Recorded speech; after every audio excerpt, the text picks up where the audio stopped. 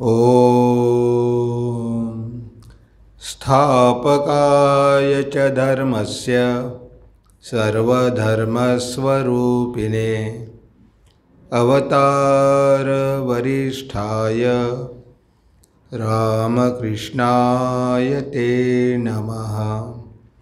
रामकृष्णाय ते नमः। उपस्थित सगळ्या साधकांचं मठातर्फे मी स्वागत करतो। दर महिन्याला आपण एक आध्यात्मिक शिबिर ठेवत असतो आणि नेहमीप्रमाणे रेग्युलरली काही भक्त येत असतात। ते आध्यात्मिक शिबिर ठेवण्याचं कारण काय आणि अटेंड करण्याचं कारण काय? सगळ्यांनाच काही त्याची गरज नसते। आता भगवान श्री रामकृष्ण बघा, ते जेव्हा कुठे भक्तांच्या घरी जायचे आणि त्यांनी जर बघितलं की तिथे गादीवरती किंवा तक्यावरती वर्तमानपत्र पडलेलं आहे, तर ते म्हणायचे की पहिले न्यूजपेपर बाजूला करा आणि तिथे थोडं गंगाजल शिंपडा आणि मग ते तिथे बसायचे। ही होती भगवान श्री रामकृष्णांच्या मनाची अवस्था। आणि दुसरं एक उदाहरण, एक व्यक्ती रस्त्याने चाललेली होती, जोराजोरामध्ये ओरडत होती की मीच त्या व्यक्तीचा खून केला, मीच त्या व्यक्तीचा खून केला।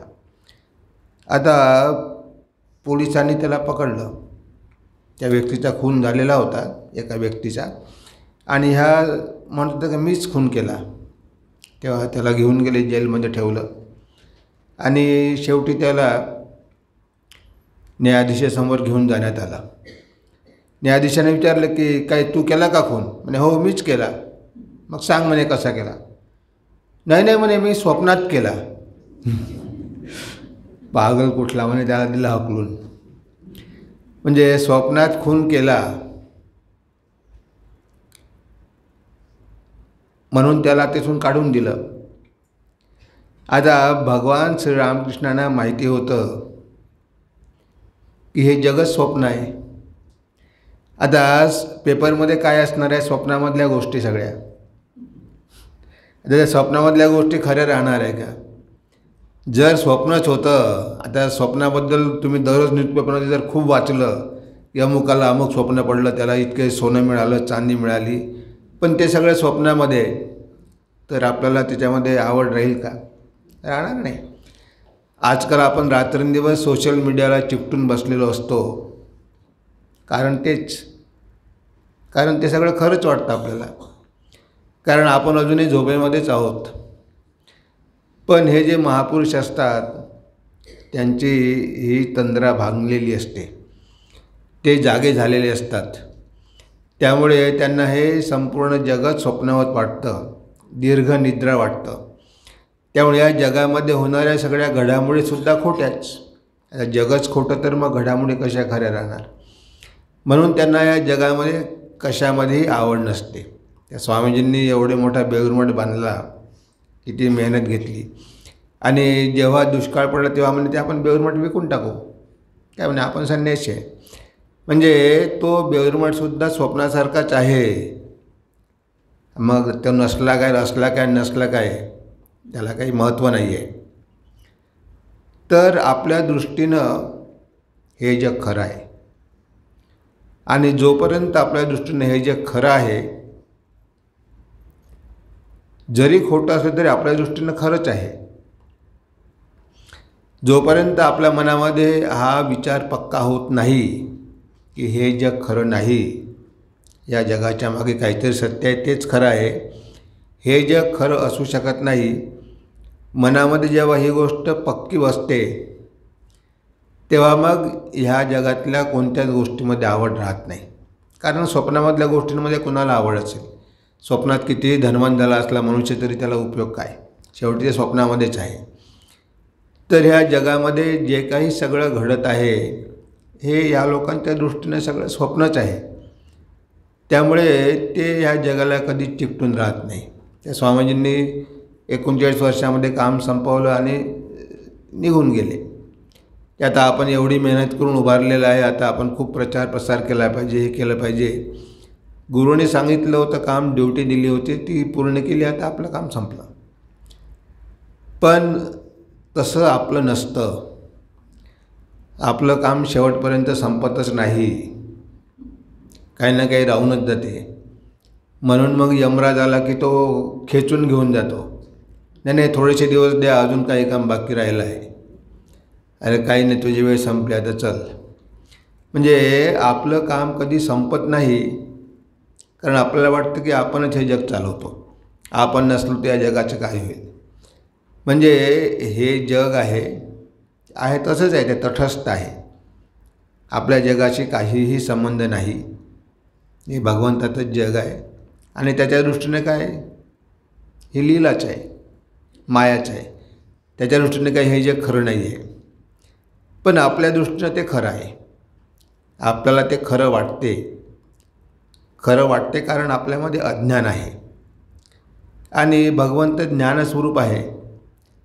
त्यांना हे जग दिसत नाही असं नाही, त्यांना पण दिसतं, पण त्यांना वास्तविकता माहिती असते की हे जग जरी दिसत असलं तरी ते भासमान आहे, त्याचं अस्तित्व नाही आहे. ते आज आहे उद्या नाही, क्षणभंगूर आहे, नाशवंत आहे. हे जगाचं स्वरूप त्यांना चांगल्या प्रकारे माहिती असतं. म्हणून त्यांना काही आपल्यासारखा खूप संघर्ष करावा लागत नाही, खूप जपमाळ घेऊन जप करावा लागत नाही. कारण त्यांना माहितीच असते की आता ह्या सगळ्या गोष्टी करण्याची गरज काय. पण आपल्याला करावं लागते, कारण आपण मनामध्ये पक्क ठरवून ठेवलेलं आहे की हे जगच खरं आहे.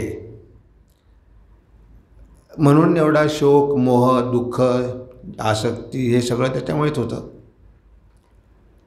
या जगामध्ये आपण राहतो आणि याच जन्मात नाही, अनेक जन्म आपण या जगामध्ये आलेलो आहे. त्यामुळे आपण सत्याला पूर्णपणे विसरूनच गेलेलो आहे. कारण प्रत्येक जन्मात त्याच गोष्टी आपल्यासमोर येतात, असत्यच आपल्यासमोर येतं आणि आपल्याला माहिती असते की असत्य आहे. आपण गेल्यानंतर काहीही राहणार नाही आणि मागच्या जन्मातलं आपल्याला काहीही आठवत नाही. पण प्रवाहानं मात्र हे जग सुरूच आहे. जसं गंगेचा प्रवाह असतो, तुम्ही त्यामध्ये स्नान केलं, तुम्ही स्नान केल्यानंतर ते पाणी वाहून जातं. तुम्ही पुन्हा स्नान केलं तर गंगा तीच राहत नाही, गंगेचं पाणी समुद्रात गेलेलं असतं. पण आपल्याला वाटतं की तीच गंगा आहे, पण गंगेचं पाणी क्षणोक्षणी बदलत आहे. तर हे जग तसंच दिसतं तसंच, पण या जगामध्ये जे लोक आहेत ते सगळे काही राहत नाही आणि त्या जगामधल्या गोष्टी पण त्याच राहत नाही, सतत बदलत असतं.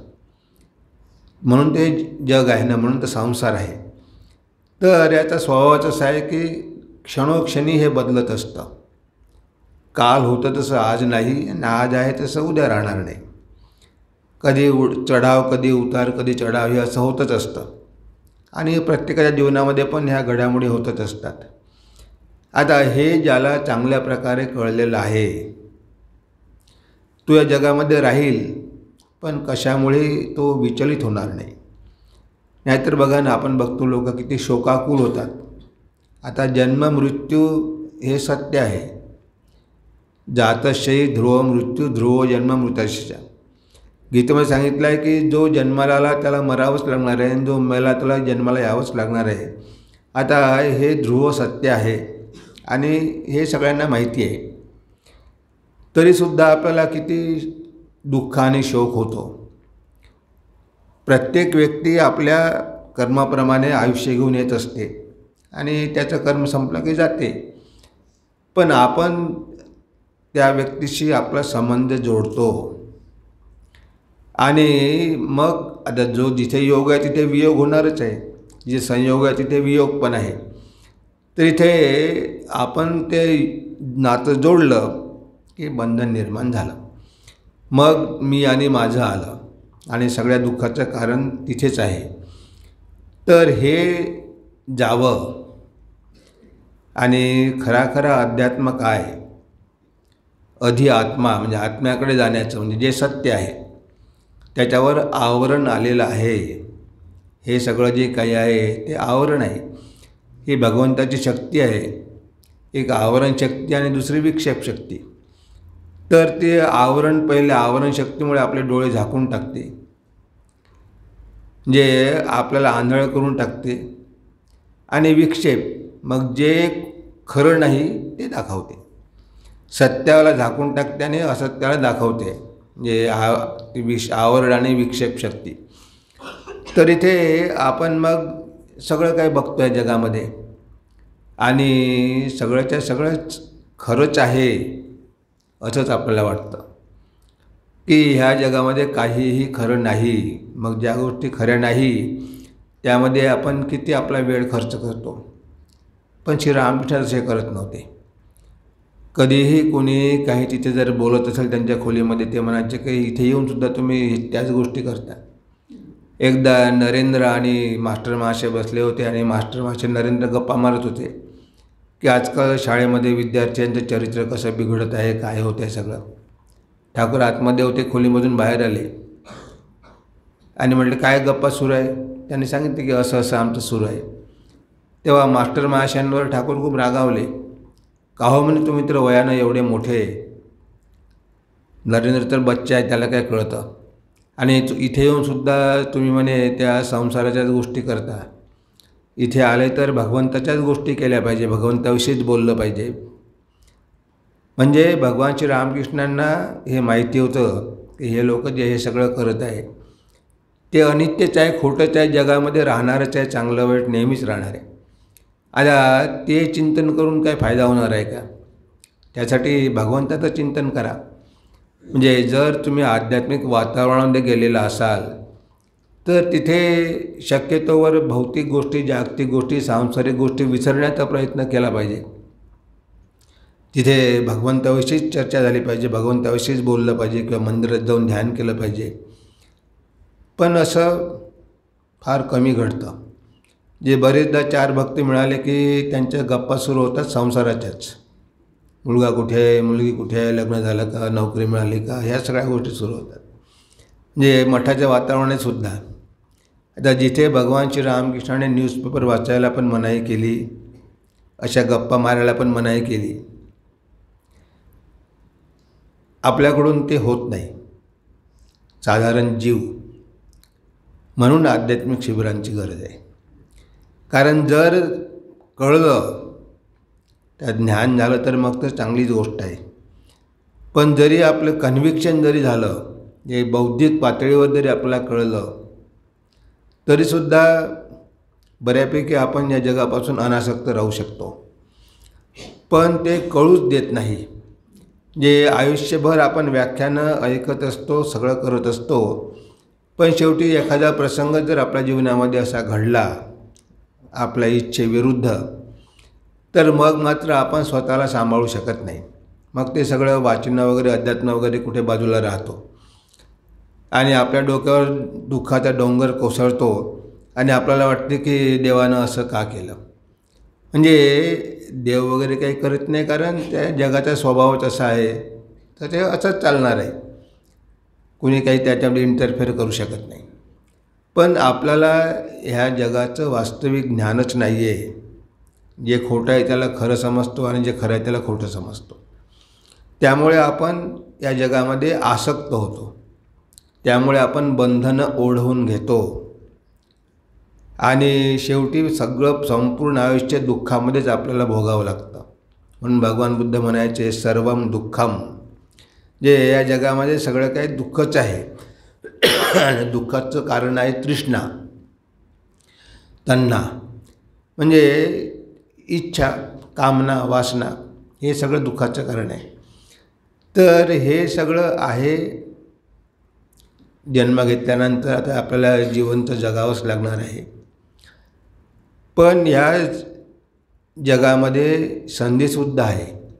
स्वामी विवेकानंद म्हणायचे की हे जग एक व्यायामशाळा आहे आणि आपण स्वतःला आध्यात्मिक दृष्टीनं सुदृढ करण्यासाठी या जगामध्ये आलेलो आहे. तर आपल्याला आध्यात्मिक दृष्टीनं सुदृढ होण्याची एक संधी आहे. जग म्हणजे हे जग आहे म्हणूनच आपण काहीतरी करू शकतो. आणि दुसरी गोष्ट म्हणजे आपल्याला ती संधी मिळालेली आहे, मनुष्य देह मिळालेला आहे. मनुष्य देह मिळालेला आहे, सोबतच आपल्याला कळलं पण आहे, म्हणजे आपण अध्यात्माच्या संपर्कात आलेलो आहेत. असे बरेच लोक असतात की आयुष्यभर त्यांना काही माहीतच नसते, जे अध्यात्म म्हणजे काय कधी एक पुस्तक उघडूनही बघितलं नसतं, आणि त्यांना अध्यात्म म्हणजे काहीतरी वेडपट, काहीतरी चमत्कार, काहीतरी अशा प्रकारेच वाटत असते. म्हणजे अध्यात्माचा आपल्या जीवनाशी काहीतरी संबंध आहे असं ते कधीच लक्षात घेत नाही. त्यांना वाटतं की अध्यात्म वगैरे हे आपल्यासाठी नाही आहे, हे सगळं दुर्बल लोकांसाठी, आपण कशाला त्याच्या मागे धावायचं. पण शेवटी प्रत्येकालाच आपलं स्वरूप जाणून घ्यायचं आहे. तो जाणो अगर न जाणता जरी त्यानं चुकीचं कार्य केलं तरी त्याला त्याची फळं भोगावीच लागतील, त्यापासून सुटका त्याची होऊ शकत नाही. तर इथे आपल्या मनामध्ये अनेक जन्मापासूनचे जे संस्कार पडलेले आहे, ते संस्कार एवढे मजबूत झालेले आहे की ती आपली सवयच बनून गेलेली आहे. आणि एकदा सवय बनल्यानंतर काही काही गोष्टी ॲटोमॅटिकच होत असतात. म्हणजे आपण प्रयत्न करतो तरीसुद्धा त्या मनाला आपण आवरू शकत नाही, कारण ते मन एवढं सुदृढ असतं आणि आपले प्रयत्न बरोबरचे असतात. आपण नुसते प्रयत्न सुरू केलेले आहे. हे प्रयत्न सुरू केलेले असल्यामुळे एवढा मोठा जर डोंगर असेल संस्काराचा, आणि तुम्ही त्यावर थोडंसं गवत जाळल्यामुळे त्या डोंगरामध्ये काय फरक पडतो? काही फरक पडत नाही. तर इथे आपले जे प्रयत्न असतात ते थोडीशी आग विझवण्याचा प्रयत्न असतात, पण सगळ्या डोंगरालाच आग लागलेली आहे आणि तुम्ही किती विझवणार? तर इथे गरज कशाची आहे? तर प्रयत्नाची आहे. म्हणजे असं काहीही अशक्य नाही, कारण सवयीसुद्धा आपणच लावून घेतलेल्या आहे, संस्कारसुद्धा आपणच बनवलेले आहे. तर त्याला आपण रिप्लेस करू शकतो, पण हे काम काही एका दिवसाचं नाही आहे, आणि हे काम काही तेवढं सोपं पण नाही आहे. मार्ग अवघड आहे, पण प्रयत्न मात्र करावेच लागणार आहे. म्हणून त्याला गीतेमध्ये म्हटलं आहे अभ्यास. अभ्यासेन तु कौंतेय वैराग्येन च गृह्यते. ह्या सगळ्या गोष्टीचे चिंतन करून करून करून आपलं मन चंचल झालेलं आहे, अतिशय चंचल झालेलं आहे, आवरण शक्य नाही आहे. आणि हे जग खरं वाटल्यामुळे आपण जास्तीत जास्त वेळ या जगातल्या गोष्टीमध्येच घालवत असतो. भगवंताविषयी चिंतन किती आपण करतो? भगवान श्री रामकृष्ण 24 आवर्स आईचं चिंतन करायचे. आपली तर ती अवस्था झालेली नाही आहे.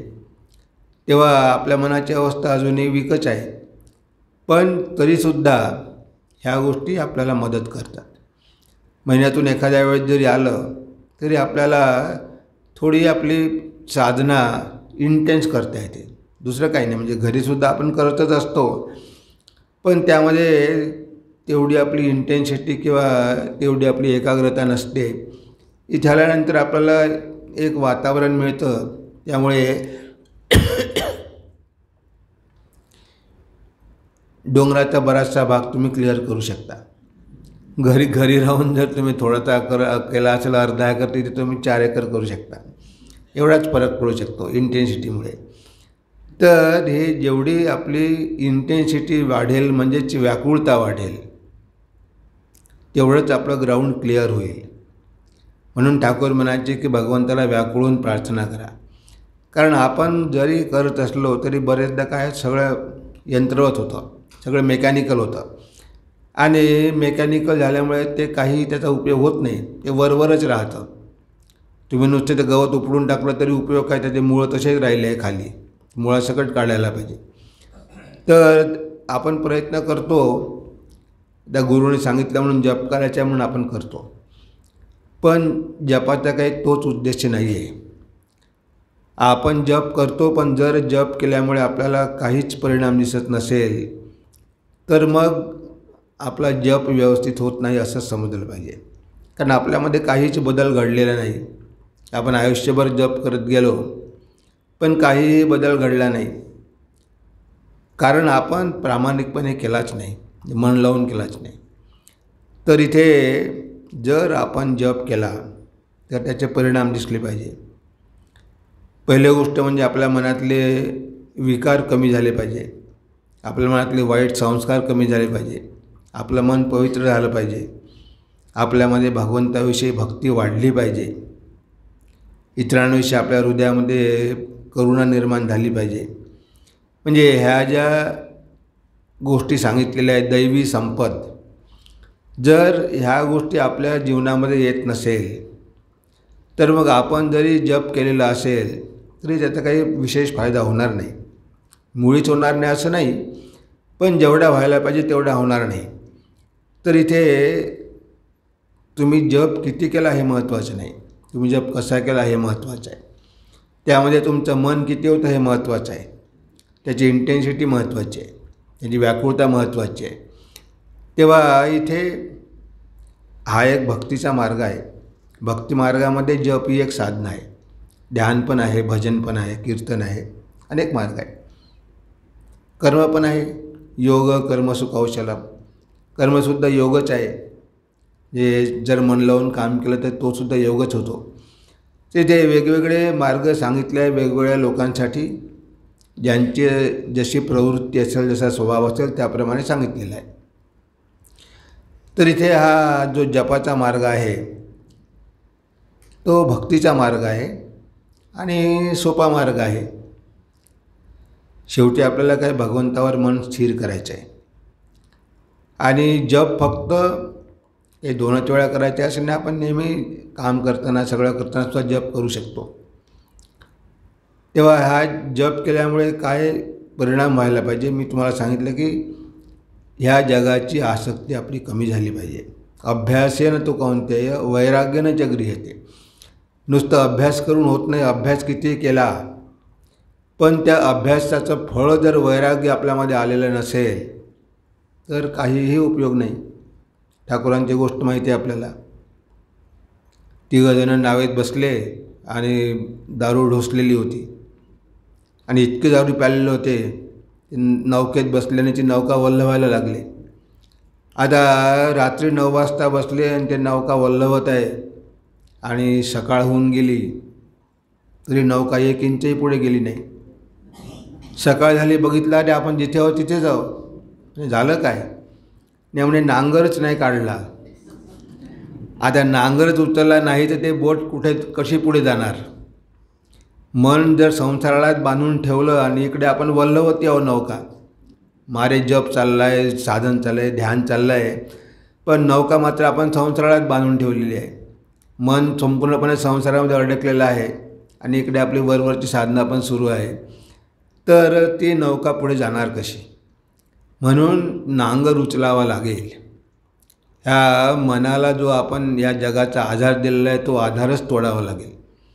मनाला एकमात्र आधार भगवंताचाच पाहिजे, कारण तोच एक खरा आहे, त्यालाच आपण जीवनाचा आधार केला पाहिजे. पण आपण या जगाला जीवनाचा आधार करतो आणि या जगातल्या बऱ्याच गोष्टींवरती आपण अवलंबून असतो आणि आपल्याला वाटतं की ह्याच गोष्टी आपलं रक्षण करणार आहे. पण शेवटी कुणीही कुणाचं रक्षण करत नाही.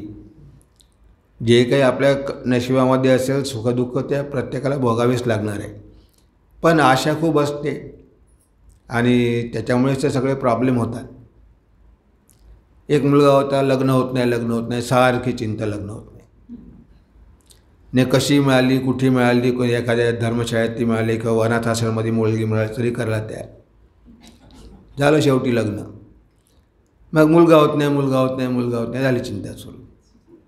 मग 10 वर्ष या डॉक्टरकडे, त्या डॉक्टरकडे, झाला मुलगा. आता तो मुलगा सतत आजारी.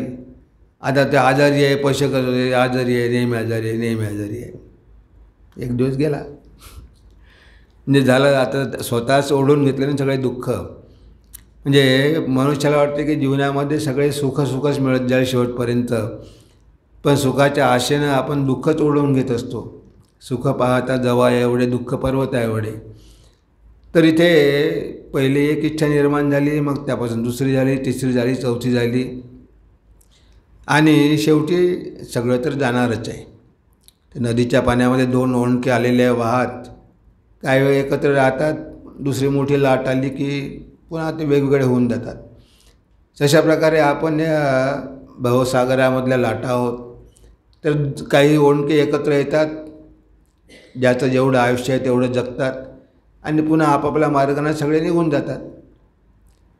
कुणी कोणाचा काही संबंध राहत नाही. फक्त जे काही 20, 25, 30 वर्ष एकत्र असेल तेवढाच संबंध. त्याच्यानंतर पुन्हा नवीन जग सुरू होतं. नवीन बायको, नवीन मुलं, नवीन मुली, सगळं काही नवीन नवीनच सुरू होतं.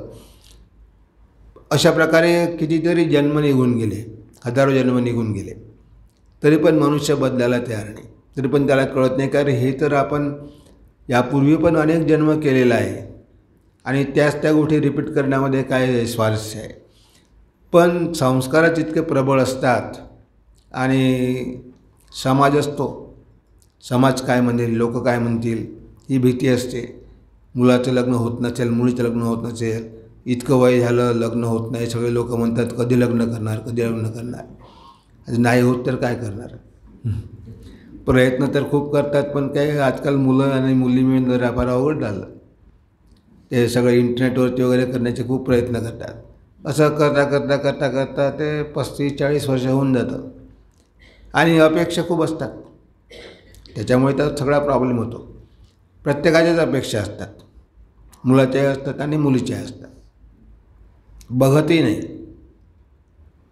एकदा एका ठिकाणी एक बोर्ड लावलेला होता की ज्यांना विवाह करायचे त्यांना इथे चांगल्या मुली मिळतील. तो तरुण मुलगा शिरला आतमध्ये. तिथे 2 दरवाजे होते. एका दरवाजावर लिहिलं होतं की इथे तरुण मुलगी, जे थोडी जास्त वर्षाची. तो त्या तरुण दरवाजामध्ये शिरला. तिथे लिहिलेलं होतं, एक नोकरी करणारी, एक नोकरी न करणारी. तो नोकरी करणाऱ्या दारामधून आतमध्ये गेला. तिथे होतं की एक चांगली स्वयंपाक करणारी, एकीला स्वयंपाक न येणारी. चांगला स्वयंपाक करणारी, त्या दरवाजातून तो आतमध्ये शिरला. पुढे होतं एक चांगली गाणारी, दुसरी गाणं न येणारी. मग गाणारी पाहिजे होती. पुन्हा आतमध्ये शिरला. तिथे लिहिलं होतं की एक खूप हुंडा देणारी आणि दुसरी काहीही न देणारी. मग हुंडा देणारीचं ठीक आहे, मग तिथे हुंडा देणारी तिथे त्या खोलीमध्ये शिरला आणि समोर एक मोठा आरसा ठेवलेला होता. त्याच्या समोर जाऊन उभा राहिला. वर लिहिलं होतं, पहिले स्वतःचं थोबाड तर बघ. तुला सगळं हे पाहिजे, म्हणजे आरशामध्ये बघ ना तू कसा आहे, तुझ्यामध्ये लायकी आहे का. पण तुला सगळंच पाहिजे, तुझी योग्यता नसतानाही तुला सगळं काही चांगलंच पाहिजे, म्हणजे एवढ्या तुझ्या खूप अपेक्षा. तर ह्या अपेक्षा खूप वाढलेल्या आहे, सगळ्यांच्याच वाढलेल्या आहे की मुलीला इतकाच पगार पाहिजे आणि तितकाच पगार पाहिजे आणि इथे नोकरी करणारी पाहिजे, तिथे नोकरी करणारी. त्यामुळे असं करता करता ते वय होऊन जातं. मग एक दिन होता एक तरुण, तर तो बॅचलर राहून गेला शेवटी. मग त्याला एका साधूने विचारलं, हे तुम्ही किती भाग्यवान की म्हणे तुम्ही ब्रह्मचारी राहून सेवा करता, किती चांगलं आहे. कसला बोडख्याचा ब्रह्मचारी, मी लग्नच झालं नाही म्हणून ब्रह्मचारी राहिलो. खूप प्रयत्न केले पण आता लग्नच झालं नाही, आता काय करायचं. आताही तयार आहे म्हणजे लग्न करायला, 50 वर्षाचं वय. तर असं पण असतं ते कधी कधी. तर म्हणून इथे कुठेतरी गडबड असते, म्हणजे क्लॅरिटी नसते. कितीही सुंदर असलं, कितीही चांगलं असलं, तर या जगाचा नियमच आहे की एक दिवस ते सगळं अपक्ष येते. आज जे तारुण्य आहे ते उद्या राहणार नाही, म्हातारपण येणार आहे आणि एक दिवस जाणार पण आहे. कोणीही जगामध्ये कायम राहू शकत नाही. आणि कितीतरी आपण सिनेमाचे हिरो बघतो, त्यांचे किती मरतेवेळी किती हाल झालेले आहे. तारुणपणात त्यांनी खूप पैसे कमावले, मजा केली, पण शेवटी मृत्यू त्यांचा कसा झाला. स्वतःच्या घरी पण त्यांना राहता आलं नाही, त्यांना कुठेतरी दुसरीकडे जाऊन आत्महत्या करावी वगैरे, काय कसे मेले. तर बघा, हे असते परिणाम. तेव्हा कळत नाही, तरुणपणामध्ये ह्या सगळ्या गोष्टी कळत नाही, त्याला जरा समजायला मॅच्युरिटी लागते. पण जेव्हा कळते तेव्हा वेळ निघून गेलेली असते. करायची जरी इच्छा असली तरी मग करू शकत नाही, शरीरही साथ देत नाही. मग शेवटी पश्चाताप करण्यात काय अर्थ आहे की अरे आयुष्य आपलं व्यर्थ गेलं. पण ह्या सगळ्या गोष्टी उपलब्ध असतानाही त्याचा फायदा का करून घेतला नाही. आता जो अज्ञानी आहे, ज्याला काहीच माहिती नाही, तर त्याची गोष्ट आपण समजू शकतो की ठीक आहे बाबा, त्याला अज्ञानामुळे ह्या सगळ्या गोष्टींची काही कल्पनाच नव्हती. त्याला अध्यात्म म्हणजे काय माहितीच नव्हतं. त्याला माहिती होतं की एकच मार्ग आहे संसाराचा, दुसरा काही मार्गच नाही. त्याच्यामुळे त्याच्या बाबतीत आपण एखाद्या वेळा थोडी सूट देऊ शकतो. पण इथे जर झोपलेला आहे तो ठीक आहे, पण जो झोपण्याचं सोंग घेऊन पडलेला आहे त्याला जागा करणं शक्यच नाही, कारण तो जागाच आहे पण त्याला उठायचं नाही. म्हणजे माहिती आहे सगळं काही, पण जीवनामध्ये आचरण करायचं नाही. जे ऐकायचं खूप सवय असते की आयुष्यभर ऐकतच राहायचं, पण त्याच्यामुळे भक्ती आणि वैराग्य वाढलं का? आपलं भगवंताविषयी तेवढं प्रेम वाढलं का? जगावरची आसक्ती आपली कमी झाली का? तर हे जर होत असेल तर समजायचं की आपली साधना ठीक योग्य मार्गाने जात आहे. पण ह्या सगळ्या गोष्टी जर आपल्या जीवनामध्ये काहीही दिसत नसेल, उलट आपली आसक्तीच वाढत असेल, तर मग मात्र आपल्याला विचार करावा लागतो की नाही, कुठेतरी अजूनही या जगालाच आपण सत्य मानून बसलेलो आहे. ही माहिती आहे की एक दिवस हे जग सोडावं लागणार आहे आणि आपल्याला जावं लागणार आहे, आणि त्यावेळेस आपल्यासोबत कोणीही येणार नाही आणि काहीही येणार नाही. आपण एकटंच आलेलो आहे आणि एकटंच जावं लागणार आहे. मग या मध्य काळामध्ये एवढी माया कशाला जोडायची, एवढी आसक्ती कशाला जोडायची? म्हणून ही मनामधली आसक्ती कमी व्हावी म्हणून आध्यात्मिक साधनेची गरज आहे. ही साधना सतत करत राहिल्यामुळे एका जन्मामध्ये होणार नाही कदाचित. अनेक जन्म संसिद्ध ततो याति पराम गती. अनेक जन्मानंतर आपल्याला फळ मिळेल, पण जे काही केलं ते वाया मात्र जाणार नाही. ते सगळ्यांच्या याच्यावर अवलंबून आहे की तुम्हाला किती लवकरात लवकर सत्याला जाणून घ्यायचं आहे. होईल कसली काय, बनत जाईल. जर असं जर असेल तर मग वेळ लागेल. नाही, आत्ताच झालं पाहिजे आहे. कल करेचो आज कर, आज करेचो अभी कर. जर अशी इंटेन्सिटी असेल की नाही याच जन्मामध्ये झालं पाहिजे मुक्ती, तर तो त्याप्रमाणे प्रयत्न पण करेल आणि लवकरात लवकर ते सत्य प्राप्त करून घेईल. तर हे प्रत्येकाच्या संस्कारावरती अवलंबून आहे आणि प्रत्येकाच्या इंटेन्सिटीवरती अवलंबून आहे. ते लोक वरून सारखेच दिसतात, त्याच्यामध्ये काही फरक दिसत नाही, पण आतमध्ये मात्र स्वभाव वेगवेगळा असतो. आपल्याला वाटते की अरे हा एवढा तरुण मुलगा आणि याची एवढी आध्यात्मिक प्रगती कशी झाली? त्याची प्रगती झाली म्हणजे तो काहीतरी संस्कार घेऊन आलेला असेल. नरेंद्र 19 वर्षामध्ये कसं काय एवढा मोठा होऊ शकला? म्हणजे वरून जरी सगळे मुलं सारखे दिसले तरी सगळेच काही सारखे नसतात. आतमध्ये काहीतरी फरक असतोच. आता तुम्हाला जमिनीमध्ये पाणी पाहिजे तर पाणी आहे जमिनीमध्ये, नक्कीच आहे. पण काही ठिकाणी तुम्ही 100 फूट गेल्याबरोबर तुम्हाला पाणी लागते, कारण तिथे मुरम कमी होतं, दगडं कमी होते. काही ठिकाणी तुम्हाला 500 फूट पण जावं लागते तरी पाणी लागत नाही. काही ठिकाणी 1000 फूट जावं लागते. पाणी जरूर आहे पण अडथळे जास्त आहे ना. आता ज्याची जमीन तयार आहे तिथे बी पेरल्याबरोबर झाड लागेल. तर ज्याचे संस्कार चांगले आहे, थोडीशी साधना केल्याबरोबर त्याची प्रगती होईल. पण आता जो खूपच वाईट संस्कार घेऊन आलेला आहे, एक तर शारीरिक भोग भोगावे लागेल आणि शारीरिक भोग भोगता त्याला प्रयत्न पण करावे लागेल, कारण सुख आणि दुःख हे प्रारब्धाचं फळ आहे. ते भोगल्याशिवाय काही गत्यंतर नाही. पण जो समय तुम्हाला दिलेला आहे त्या वेळेमध्ये तुम्हाला फ्रीडम आहे. तुम्ही त्यावेळेचा त्या टाईमचा उपयोग करून तुमचं भविष्य तर घडवू शकता ना. आता जे गेलं ते आता आपण बदलू शकत नाही, पण आज आपण वर्तमानात जे काही करतो आहे तेच आपलं भविष्य घडणार आहे. आणि जर वर्तमानामध्ये जर आपण ईश्वरलाभ करून घेतला तर सगळे संस्कारच नष्ट होऊन जातील. म्हणजे भविष्याचं बीजच राहणार नाही. ज्या जन्मामध्ये मनुष्य मुक्त पण होऊ जाऊ शकतो, त्याच्यामध्ये एवढं सामर्थ्य आहे, याच जन्मात तो मुक्त होऊ शकतो.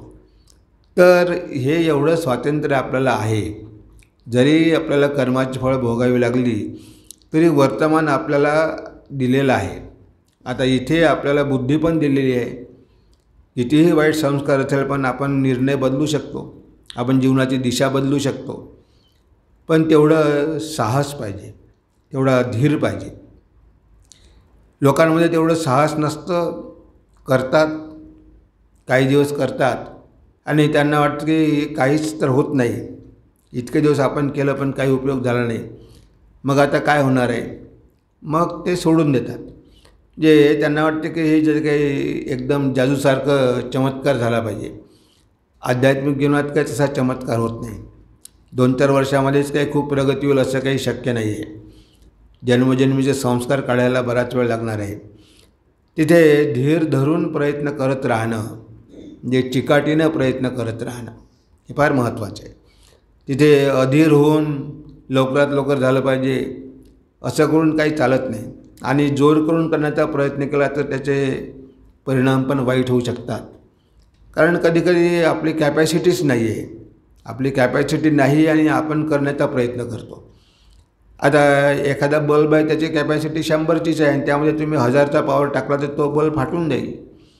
आता आपली कॅपॅसिटी नाही आहे, आपण नियमितपणे नियमाचं पालन करत नाही, अहिंसा, सत्य, असत्य, ब्रह्मचर्य, अपरिग्रह वगैरे, आणि आपण खूप जोरामध्ये साधना करायला लागलो तर काय होईल, बरेच लोक मॅड होतात, डोकं फिरतं, बरेच लोक फ्रस्ट्रेशन होते त्यांचं, आणि कधीकधी मग रिॲक्शन, डोकं दुखणं, अंग थरथर कापणं वगैरे वगैरे, त्याचे अनेक हे पण आहे साईड इफेक्ट. म्हणजे प्रत्येकानं आपापली कॅपॅसिटी बघूनच केलं पाहिजे. माझ्याकडून जर 10 किलोचं वजन उचलत असेल तर मी 10 किलो उचललं पाहिजे, ठीक आहे, हळूहळू मी कॅपॅसिटी वाढवेल. पण एकदमच मी 100 किलो घेतो डोक्यावर तर माझी मानच मोडायची. आणि हे सगळ्याला प्रत्येकाला ठरवायचं आहे. प्रत्येकानं आपापली कॅपॅसिटी बघितली पाहिजे, आपले संस्कार बघितले पाहिजे, आपली मेंटॅलिटी बघितली पाहिजे, कोणत्या मार्गाचे आपण साधक आहोत हा विचार केला पाहिजे, आणि त्यानुसार मग साधनेचा मार्ग निवडला पाहिजे. पण इथे स्वामीजींनी आपल्याला 4ही योगांचा समन्वय करायला सांगितलेला आहे आणि आपण तो करू शकतो. कारण कर्म केल्याशिवाय आपण राहू शकत नाही. पण कर्म जरी मन लावून केलं तरी त्या कर्माद्वारे आपल्याला फायदा होतो. शेवटी काय आहे, मनच आहे. योग म्हणजे काय आहे, मनातले विचार थांबवणे हेच आहे. योग चित्तवृत्ती निरोध. आता चित्तामध्ये वृत्ती आहे, विचार आहे, आणि हे विचारच आपल्या मार्गातला मोठा अडथळा आहे. आपण प्रत्येक गोष्ट डायरेक्टली बघू शकत नाही. आपल्याला डायरेक्टली बघायची सवय लावायला पाहिजे. आपण डायरेक्टली बघू शकत नाही, भगवान श्री रामकृष्ण बघू शकायचे. ते नरेंद्राला म्हणायचे की तू जेव्हा गायला सुरुवात करतो तेव्हा याच्यामध्ये जो आहे तो फणा करून असा उभा राहतो. म्हणजे तुझ्या गाण्यामुळे माझ्या मनावर एवढा परिणाम होतो की लगेच समाधीमध्ये जायचे ते. तर ते डायरेक्टली ऐकायचे, आपण डायरेक्टली ऐकत नाही. आपल्या मार्गामध्ये अडथळा आहे तो मनाचा, मनमध्ये येते, आणि मनमध्ये आल्यामुळे डायरेक्टली तुम्ही ऐकूही शकत नाही आणि बघूही शकत नाही. आता तुम्ही हे जे काय ऐकत आहात, मनामध्ये याच्या व्यतिरिक्त विचार आहेच ना. म्हणजे तुम्ही डायरेक्टली थोडं ऐकत आहात, मध्ये मध्ये काही दुसरे फालतू विचार येतातच. म्हणजे मन मध्ये येते, आणि मन जेव्हा मनामध्ये त्यावेळेस ते विचार येतात त्यावेळेस आपण ऐकू शकत नाही. कारण मन एका वेळेस 2 गोष्टी करू शकत नाही. मन एका वेळेस एका इंद्रियाशीच निगडीत असते. तुमचं मन जर तुम्ही कानाशी जोडलं आणि ते जोडून ठेवलं 1 तास, तर मी 1 तास काय बोललो हे सगळं तुमच्या लक्षात राहील. पण त्या 1 तासामधला जर 15 मिनटं तुमचं मन भरकटलं असेल, म्हणजे ते कानाशी जोडलेलं नाही, त्यावेळेत मी काय बोललो हे तुम्हाला काही कळणार नाही. कारण ते मनच तिथे नव्हतं ना. त्या मन नसल्यानंतर तुम्ही मनाच्या माध्यमातून ऐकत होते. जेव्हा आपलं मन एकाग्र होतं तेव्हा मनुष्य समाधीमध्ये जातो. भगवान श्री रामकृष्ण ऐकता त्यांच्या मनामध्ये विचारच राहायचे नाही. त्याच्यामुळे गाणं ऐकतं समाधी व्हायची. आपण तर गाणं ऐकतो, भगवान श्री रामकृष्ण पण गाणं ऐकायचे आणि त्यांना समाधी व्हायची. पण गाणं ऐकता ऐकता आपल्यामध्ये विचार सुरू असते की अरे हे गाणं कोणी लिहिलेलं आहे, कोण्या गायकाने गायलेलं आहे. म्हणजे ह्या फालतू गोष्टी आपण जास्त मनामध्ये विचार करतो की आवाज चांगला आहे, म्हणजे गाणं ऐकण्याचा आनंद आपण घेत नाही. त्याच्यामध्येच आपल्याला बरेच काही प्रश्न पडतात की याला म्युझिक कोणी दिलेलं आहे, यांनी गायलेलं कोणी आहे, पण त्या शब्दातला भाव घ्या, तुम्हाला बाकी गोष्टीची काय गरज आहे. पण तसं कुठं आपण ऐकतो. आपण मनाच्या माध्यमातून ऐकत असतो आणि मनच तर त्यामध्ये विघ्न निर्माण करते. जर मन नसतं, जर मधलं मन काढून टाकलं असतं तर मग तुम्ही डायरेक्टच बघू शकता. तुम्ही डोळ्यांनी एखादी वस्तू बघा, तुम्ही डायरेक्टली बघू शकता. पण तिथे बघून जर तुमच्या मनामध्ये प्रश्न आले की हे असंच का, ते तसंच का, म्हणजे झालं ते तुमचं बघणं गेलं सगळं. जे ॲज इट इज बघा. पण तुम्ही जर मध्ये मनाचा उपयोग केला, मध्ये जर मनाला आणलं तर मग तुम्ही इंद्रियाद्वारे सगळं ज्ञान संपादन करू शकत नाही. म्हणून ह्या मनाला एकाग्र करणं, फोकस करणं, म्हणजे कोणतीही गोष्ट करताना मनामध्ये विचार न येणं. तुम्ही काम करत असेल तर पूर्ण मन कामावरच फोकस करा. त्यामध्ये मग दुसरा कोणताही विचार येऊ देऊ नका त्या कामाच्या व्यतिरिक्त. ते तर ध्यानच झालं ना, तो जपच झाला. योग कर्मसु कौशलम. आता ती मन एकाग्र करण्याची सवय तुम्हाला लागली. तुम्ही जर मन कामावर एकाग्र करू शकता, तुम्ही ध्यानामध्ये पण करू शकता. स्वामी विवेकानंद म्हणायचे की ज्याला चांगली चिलम भरता येते, ज्याला चांगलं जोडा पॉलिश करता येतं, त्याला ध्यान पण चांगल्या प्रकारे करता येतं. कारण शेवटी मन तर एकच आहे. ध्यानाला बसला तरी तेच मन आहे आणि काम करताना पण तेच मन आहे. आता कामामध्ये मन चंचल आहे आणि ते ध्यानामध्ये कसं लागणार. म्हणून हा जॉब जो आहे तो काही फक्त महिन्यातून एकदा येऊन इथे आपण 3 तास बसलो म्हणजे संपलं असं नाही आहे. रेग्युलर आहे, दररोज करायचं आहे. शक्यतोवर मनातले विचार कमी करायचे आहे, मनाला फोकस करायचं आहे. जे काही करतो त्यामध्ये पूर्ण लक्ष देऊन करायचं आहे. तेव्हा हळूहळू मनाची प्रगती होईल आणि विचाराची संख्या कमी होईल आणि जगाचं स्वरूप कळायला लागेल, जगाचं अनित्यत्व कळायला लागेल, भगवंताविषयी भक्ती निर्माण होईल, सेवेचा भाव मनामध्ये निर्माण होईल, आपला स्वार्थीपणा बऱ्याच प्रमाणात कमी होईल. आणि हे असं झालं की मग समजायचं की आपलं आध्यात्मिक शिबिरामध्ये जाणं हे फायद्याचं होत आहे. म्हणजे आपला त्यामुळे आपल्या जीवनामध्ये फरक पडतो आहे. तर ह्या सगळ्या गोष्टी घडणं खूप महत्त्वाचं आहे. नाहीतर आपण करतो बरं आहे, ऐकण्यापेक्षा करणं बरं आहे. त्यात काही लोक नुसतं ऐकतातच पण काहीच करत नाही. आणि गुरुला विचारतात की 108 वेळा करावं लागेल काय, 54 वेळा जप केलाच नाही चालणार का. म्हणजे त्या 108 वेळा पण करायची इच्छा नसते, तिथे पण शॉर्टकट. पण चला आपण प्रयत्न तरी करतो की ठीक आहे बाबा, गुरुनं सांगितलं 108 वेळा, आपण कमीत कमी 1000 वेळा तरी केला पाहिजे.